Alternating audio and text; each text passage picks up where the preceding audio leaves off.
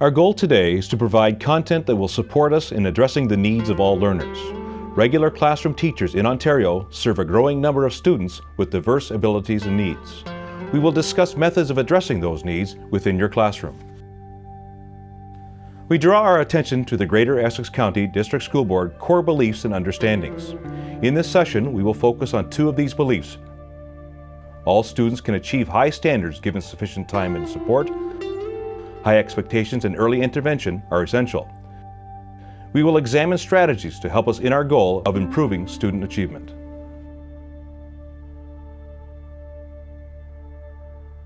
Our core beliefs tie into each section of the moral purpose with precision, personalization, and PLCs at the center. Today, we will provide activities and a supportive reference tool that will focus on personalization and precision. Our information from this session fits into the framework we have already begun. It is nothing new. Consistent throughout the framework, the focus is on addressing the needs of all students through differentiated instruction embedded in our classroom practices. This column, Assistance and Intervention, interacts with the whole framework.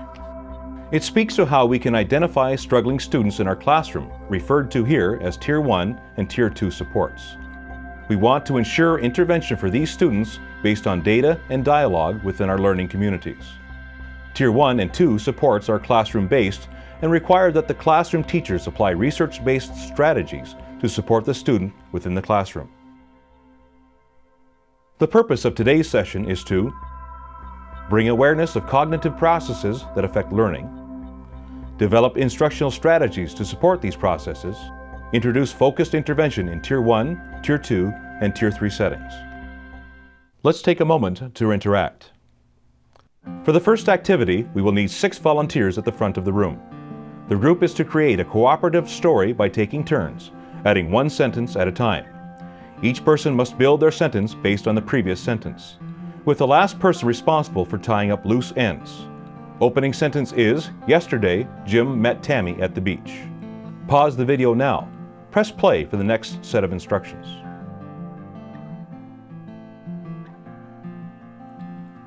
The same 6 teachers will tell the story again with the following rule. You must only use words that do not contain an N in them. Now restart your story. When you have completed the story, have the participants discuss what they've experienced.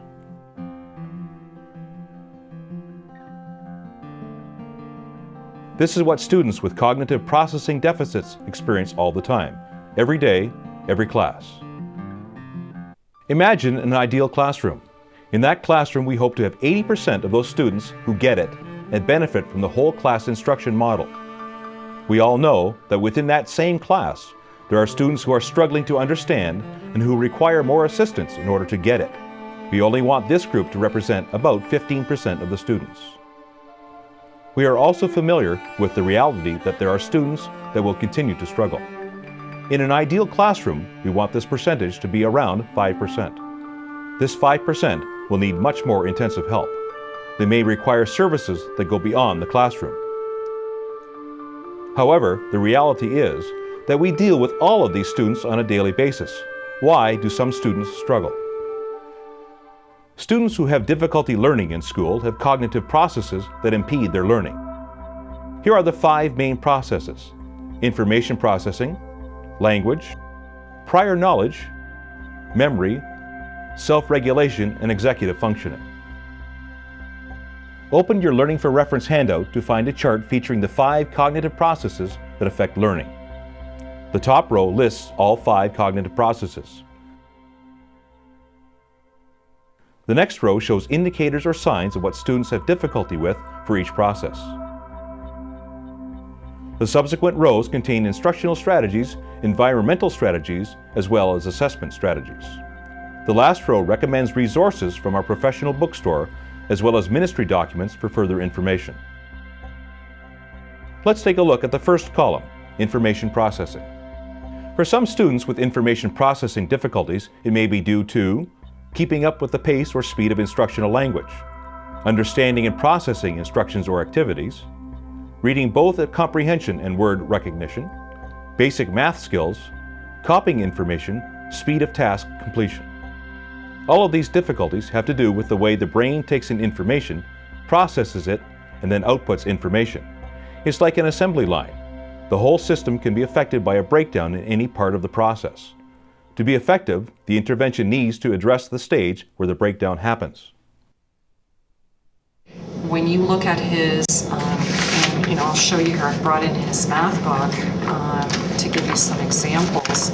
Like his motor graphic is, this took him 25 minutes. I find even if I simplify his assignments, because he's doing the language and math with me, even in a simplified version, I can explain it to him, we go over it, we do samples together, but when I put him to work, he doesn't retain what I've just instructed him in, and he really has a difficult time, he becomes frustrated. Let's take a moment to interact. Think of a student you teach who may display some of the characteristics of slow info processing. Refer to the chart. Read through the instructional strategies and environmental strategies for information processing. Turn to a partner and discuss any strategies that you've already tried and you would consider trying. Share any successes you've had with this student.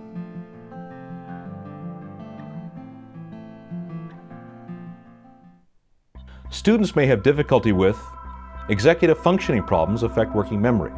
This means that the student will struggle with all aspects of executing a task. This includes planning, organizing, selecting on a consistent basis. Therefore, this will impact on students beginning and completing tasks and monitoring their work. Students tend to become disorganized, they kind of lose focus with what's going on in class, and sometimes giving instructions in an auditory way only is not enough to spell out the lesson and the plans for the day for the students. Students may also exhibit difficulty with self-regulating their attention, impulses, behavior, and emotions.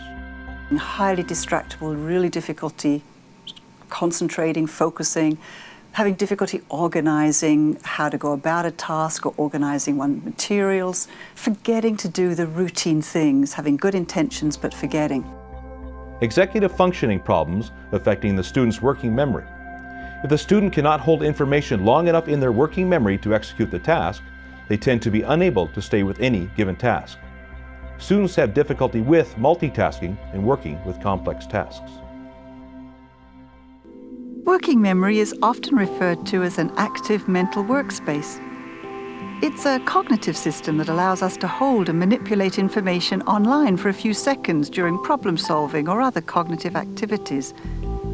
And it's this internal representation in working memory that we use to guide our decision making, so that behavior and actions are not dominated by immediate sensory cues in the environment. Inattention, we know, also is associated with poor academic achievement, and academic underachievement is a major concern for school-age children. I can think of a student right now, every day comes into class, says, "Sir, what are we doing? Sir, is there any work for today? Sir, was there any handouts? Sir, what's the homework? Sir, what are we doing right now?" And before, I would have to go over that again and again. And sometimes there'd be one student, two students, three students, and they would be lost. And I realized this isn't working. We need a system. We need some way to refer all the students to all the information they need quick so we can stay on the topic, so we can stay on the task at hand. And that's what having that smartboard agenda up every day does. Every time the student comes into the classroom, they'll see on the board, ready to go at the start of class, is the date at the top, the topic that we're doing, and then right underneath that is a reminder of all the important dates that are coming up in the next week or the next month, anything they need to be aware of. Underneath that, we start out in a nice ordered format, the agenda for the day. So warm-up activity, what they should be doing, what they should expect, any handouts coming through in the class, and then from there, any homework or follow-up activities for the day. Time to interact. Using the chart, reflect on your learning experiences or of friends that demonstrated some of these characteristics. In a group of 4, discuss what you or someone else could have done to have helped you be more successful. Refer to the chart for ideas.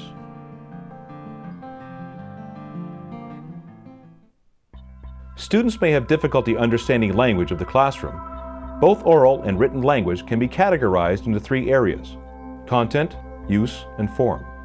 Content refers to the comprehension of language. A comprehension deficit manifests itself in an inability to understand complex or abstract language, for example.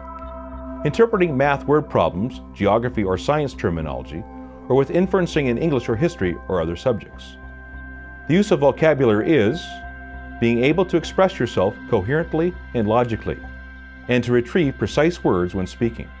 The third category where deficits arise is in the use of social language, which includes the knowledge of rules needed for storytelling, for discussion, or for making and keeping friends. The final category is the form of language. This means knowing the correct use of grammatical structure in both oral and written format.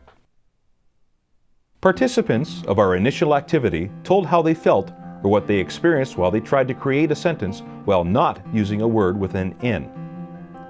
The frustration of trying to think of a word that would fit, the decrease of creative storytelling, the embarrassment in front of peers.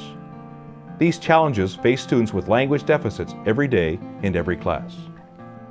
Some things that frustrate students can be when asking them questions. When given a question about a certain topic, whether it be in science or basically any subject, the thought process they go through to actually think of the answer. It's frustrating not only to the student, but also to the teacher, because they think the student's not paying attention.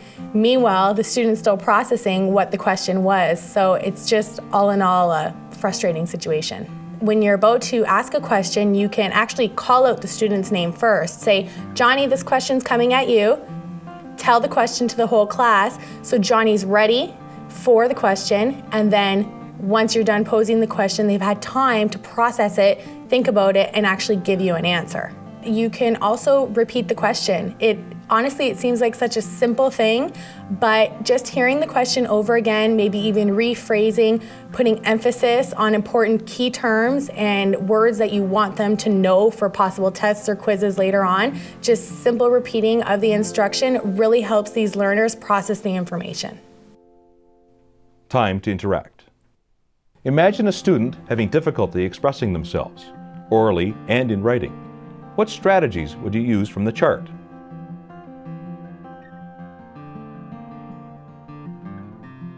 When you are finished sharing with your partner, the whole group should share.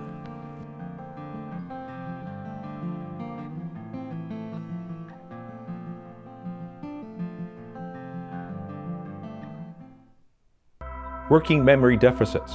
Students will have difficulty with remembering previously taught information. This info is held briefly and then forgotten unless it is stored in a salient way with use of graphic organizers, a personal or emotional connection, etc. Maintaining relevant information during multiple steps, procedures, or sequencing information. Sometimes only giving the instructions to students verbally doesn't work for all of them. There are a select group of students who have no problem remembering the verbal cues and what they have to do, but a majority of the students will forget from the start of the class to 30 minutes later what they were supposed to do or what the goal is of the day. Working memory has a limited capacity. Students with this problem cannot hold large amounts of info in working memory and manipulate it. As a history teacher, a lot of times the students are frustrated with the amount of knowledge they have to retain and recall, and the sheer volume. We cover 1914 to present, so almost a century. They will need us to break down instruction or tasks into smaller chunks with constant use of visuals or templates, etc. To make it work for my students, I really focus on quizzing them regularly, so repetition, and I also try to bring in relevant and current examples, bringing the past to the present. Auditory or verbal memory impacts on reading comprehension, writing, and vocabulary use. Visual or spatial memory impacts learning in math, science, or geography. A math example book where he has the examples in there of how to do it, what the process is, and he can refer to that. Let's take a moment to interact. Think of a person you know with an acquired brain injury, dementia, or Alzheimer's. What strategies from the handout would you use to support these persons? Describe them with your elbow partner.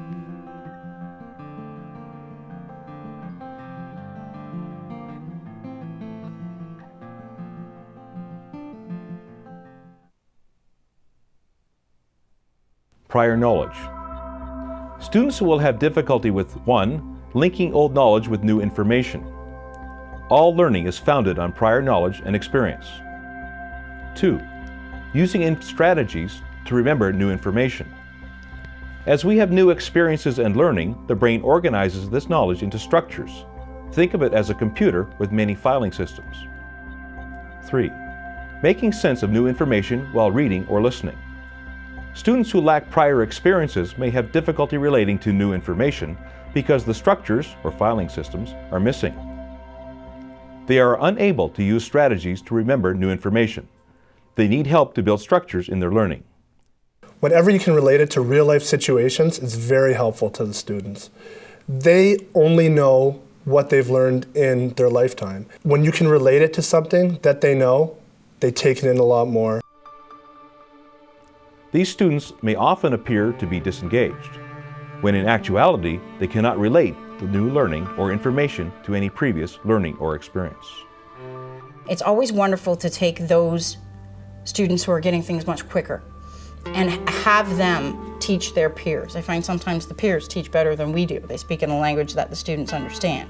Like I said, I teach history, so I have the luxury of using a lot of historical films, like Saving Private Ryan or Pearl Harbor. They're all blockbuster, Academy Award-winning films, so the students actually have a visual representation of what I'm talking about. Sometimes the problem with mathematics isn't always the new topic. Sometimes it's an older topic, and sometimes it's a very simple topic that students just can't get. To help alleviate the problem, every day I like to start my class off with a very short, quick warm-up activity. This warm-up activity will always cover an essential skill. A warm-up activity gives me a chance to review essential skills quickly with students before we get to the major topic at hand. Scaffolding the support that they need, and providing other contexts so that they can make some connections because they don't have the schema, they don't have the background knowledge in many cases. So we have to do all that underpinning first to get them on that same level ground. Otherwise, if we proceed, they just become even more lost. Let's take a moment to interact. Read and fill in the blanks with your table group.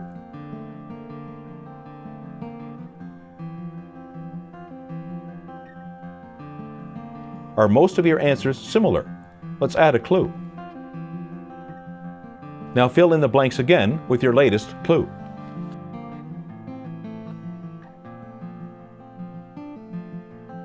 Check your accuracy. Prior knowledge helps us frame our understanding or lack of it.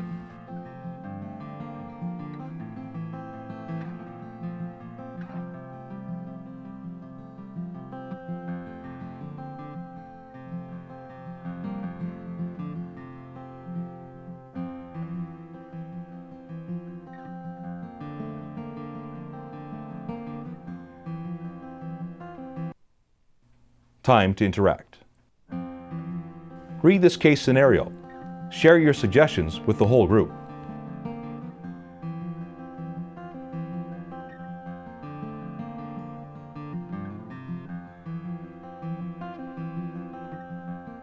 We're all hopeful that our kids will improve, but hope isn't a strategy. It's this kind of thing that allows us to go pick a strategy, work towards improvement, and then look for results. Now that we are aware of strategies we can use to support our struggling learners, let's revisit this diagram. We need to strategically think about how to intervene for 20% plus of students who don't get it. Already in our work with the Literacy and Learning Framework, we are familiar with the use of high-yield strategies in delivering quality instruction in our classrooms every day. We are using our strategic learning plan to target that percentage of students who are not achieving or are below benchmark. We know that in order to improve their learning, we must become more precise in the strategies we use in our classrooms. Now we have added tiers to the same diagram to further explain how precise intervention works. You can see that Tier 1 relates to whole class instruction, instruction that is effective, explicit, and differentiated for all learners. Tier 2 instruction is provided for some in your class who are unable to grasp concepts and understandings during whole class or Tier 1 instruction. These students require more targeted, precise teaching, possibly in small, flexible, needs-based groups or individually in order to understand new learning. Tier 3 instruction is for those students who have been unsuccessful in both Tier 1 and Tier 2 instruction and need more intensive approach to their learning. Some of these students are referred for further consultation with the special education personnel. Tier 3 students need personalized planning in order to meet their learning needs.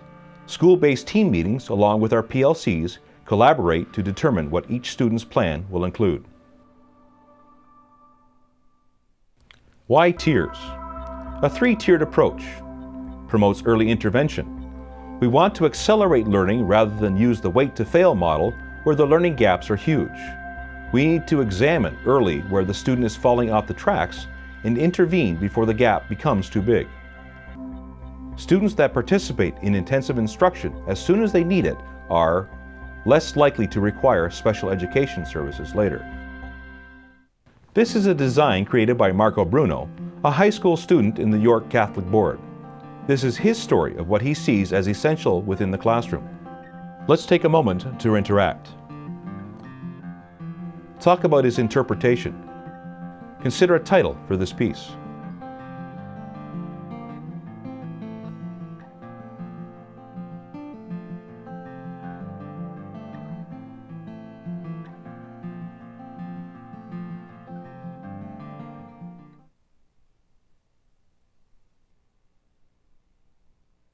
Tier 1 includes all students.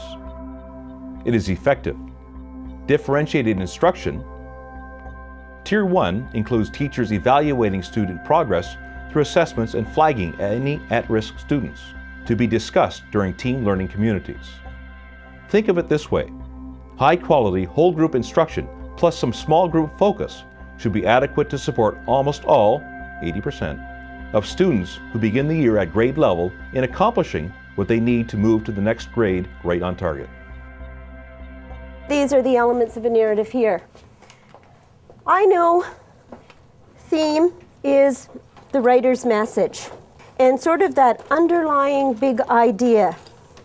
Identify two more of those elements here and define them. You're going to, in a moment when the music starts, stand up and find somebody in the room. You're going to give them one of the elements of a narrative that they don't have. You're going to get from them one of the elements of a narrative that you don't have. It's a very systematic approach that we're trying to learn to use with each of the children, because I found that through our PLCs this year, there are very specific skills that we want them to have even at this early age. Daily observations is a real key to see that that they're utilizing the tools that we're giving them and that they are learning. Seeing them using those skills in other areas rather than just in the actual reading program. Tier 2 in the classroom includes: teachers identify students who are not progressing satisfactorily in aspects of Tier 1 instruction. Tier 2 involves focused, explicit instruction in small groups or individually in addition to Tier 1 programming. For example, the teacher may be working directly with one group while others are engaged in meaningful tasks. Groups are formed and reformed on student needs and teacher progress monitoring. Tier 2 instruction can be changed based on frequency of the groups, more sessions per week, intensity, less students in a group, and duration, more time in a group session. It is important to note that consultation with special education staff can occur for teachers with Tier 2 questions. I am going to give you another opportunity for teacher feedback. That's why your group, we didn't get the rubric today. All right, we're going to practice one more time. I'd like each of you to have a bookmark in front of you because you know that we need to set the purpose for reading. I would like each of you to put the numbers 1 to 7 on these sticky notes. We're going to try to see if today, by putting these right on the text, this helps us write the summary. I may take those kids into a small group intervention. Those kids may be responding more. They may be answering questions. You'll notice that they're not mimicking the other students anymore, so you can see the progression that these kids have been making. I want you to tell me, what sound do you hear at the end of the word. Okay, the end of the word. So you have to say the whole word, and we want to hear what's at the end. Okay, ready? And just say it. Hop. Say them together. I think I could go nut, cat. Excellent. Map, cup. Map, cup. I hear the ending sound is the same. Good job. One teacher came to me the other day and said, well, guess what? I kept William for 2 guided reading groups because, you know, I was teaching his group and doing some explicit teaching of one skill, but when I called the other group back, I realized William needed that instruction. And so I asked William if it was okay, and he was excited to join the second group. So I was able to get him some really intense instruction in working with blends. And I think that's all new. I think that's something that the teachers are just starting to realize, that it's okay to do that children can be in multiple groupings as long as we're meeting their needs and we're giving them the tools that they need in order to become better readers and more literate people. It's important to progress monitor using a diagnostic assessment also, because by doing that we could see if that child is going up. We can teach based on the assessments and the data that we're collecting, take a look at those results and discuss them at our PLC meetings so that we can group students based on their needs and give them some explicit instruction in the skills that they are lacking in. And then using our data to reevaluate and see if we're making the gains, if we're headed in the right direction, and if not, reevaluating again and making changes to that explicit instruction so that we can try to better meet their needs.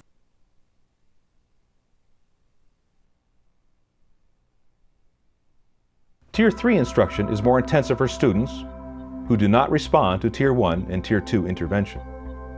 The school team or learning community could recommend a referral for consultation or further collaboration for Tier 3 students.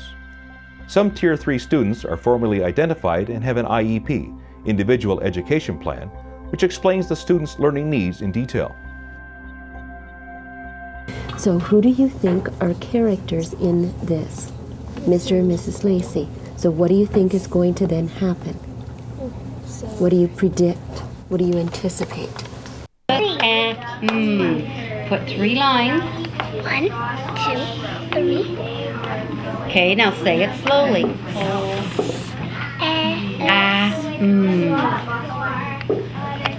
Good job, Cheyenne. You got that one right away. If students don't appear to be making gains, then we have to step back and take a look at why they're not making the gains that we wanted them to make. And as a team, we look at different strategies that we can use with them.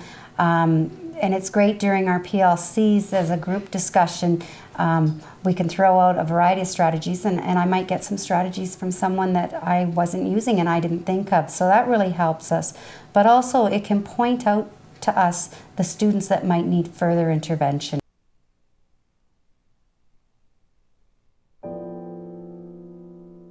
It's making a huge difference. I've been teaching senior kindergarten, like I said, for 12 years. I have never, ever had the results that I have had this year. My kids are independently reading, they're independently writing, they're writing words, they're even writing sentences. It's made a huge difference in my kids. I've been very excited, very happy. I'm seeing my weaker kids moving up to skills that I've never seen kids move into grade 1 with. There's a little grade 1 girl who is receiving Tier 2 support, and we were progress monitoring her just recently, and I got to show her, I mean, she was very, I'm gonna say very, very red flagged, and I showed her how her score in the past month has gone from being she's almost hitting benchmarks. So we've seen this true acceleration of growth. And I showed her how I plotted it on her score sheet. And I said, do you know what that means? And she says, that means I'm doing fantastic. All right, David, what kinds of things do you do in your small reading group that help you with your reading? Okay, we look for many words that are big. We skip words. We use think of vocabulary the author might use in the books. We look at the index if there is one. Good. Not all books have index. And we do the go chart, make predictions, and picture walks. Yeah, great. Okay, thank you. What helped you to become a better reader? My book in the bag. The book in the bag, we switch books each day. We bring it home, we read them, we put them on a list, and we're supposed to read them to our sisters or brothers or mom and dad. And then once we bring it back, we switch it again, and it's good for my brain. It's always comes back to what's in the data. And how are you dealing with that data? It's not just taking numbers, it's using that to drive interventions. So we know it's making a difference. We're watching our early years students start to write. They're not just cracking that alphabetic principal code, they are using that and they are writing, and that's exciting. Time to interact. Name at least 3 students in your class or classes that could be falling, as in this picture. What problems do they exhibit? List their names on the template provided.